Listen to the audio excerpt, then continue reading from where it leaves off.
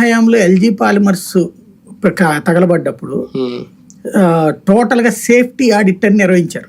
అన్ని కంపెనీలకు నోటీసులు ఇచ్చి వెరిఫై చేసి అందులో ఇది కూడా ఒకటి. దీనికి కూడా ఈ కంపెనీకి కూడా ఆ రోజు నోటీస్ ఇచ్చారు. ఇచ్చి ఇందులో అవి పాత పడిపోయిన పైపులు మీయి, దాని టర్మ్ అయిపోయినాయి, అవి కొత్తవి వాడండి, కొన్ని చోట్ల ఆల్రెడీ లీకులు కూడా ప్రారంభం అయిపోయినాయి అని చెప్పారు. అలాంటి రిపోర్ట్ ఇచ్చినటువంటి పెద్ద కంపెనీలకు 18, చిన్న కంపెనీలు దాదాపు ఒక 30-40 దాకా ఇచ్చారు. అలా ఇచ్చిన వాటిటన్నిటిని తీసుకెళ్లి అక్కడ ఉన్నటువంటి ఇండస్ట్రియల్ డిపార్ట్మెంట్ అధికారి చేతికి ఇస్తారు. ఫాలోఅప్ వాళ్ళు చేయాలి. వాళ్ళు ఫాలోఅప్ చేయరు.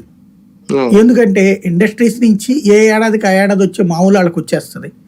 బల్క్ అమౌంట్ గా ఒక పరిశ్రమకి ఎంతని బేరం పెడతారు. మినిమం 5 లక్షల నుంచి మాక్సిమం 10-15 లక్షల దాకా వాళ్ళ మామూలు. వీళ్ళు దీంట్లో అంతా బాగా చేసినా సరే వాళ్ళ లంచం వాళ్ళకి ఇవ్వాల్సి ఉంటుంది. అందుకని వాళ్ళు లంచం మీద కాన్సన్ట్రేట్ చేస్తారు. తీసుకునే అధికారులు లంచం మీద కాన్సన్ట్రేట్ చేస్తారు. ఇచ్చేటువంటి పారిశ్రామికవేత్త అదే కాన్సన్ట్రేట్ చేస్తాడు. కానీ ఆ డబ్బులు ఇటు సేఫ్టీ మీద పెట్టాలని అనుకోడు. ఎందుకు ఇది చేసినా అక్కడ ఇవ్వాల్సిందే కదా అన్నట్టు. ఇది చిన్న ప్రాబ్లమే కదా అనుకుంటారు. మామూలుగా మన ఇంట్లోనైనా సరే ఎప్పుడన్నా ఒక్కోసారి ట్రిప్ అయిపోతుంటది, చిన్నదే కదా అనుకుంటాం, ఉన్నట్టు ఒకసారి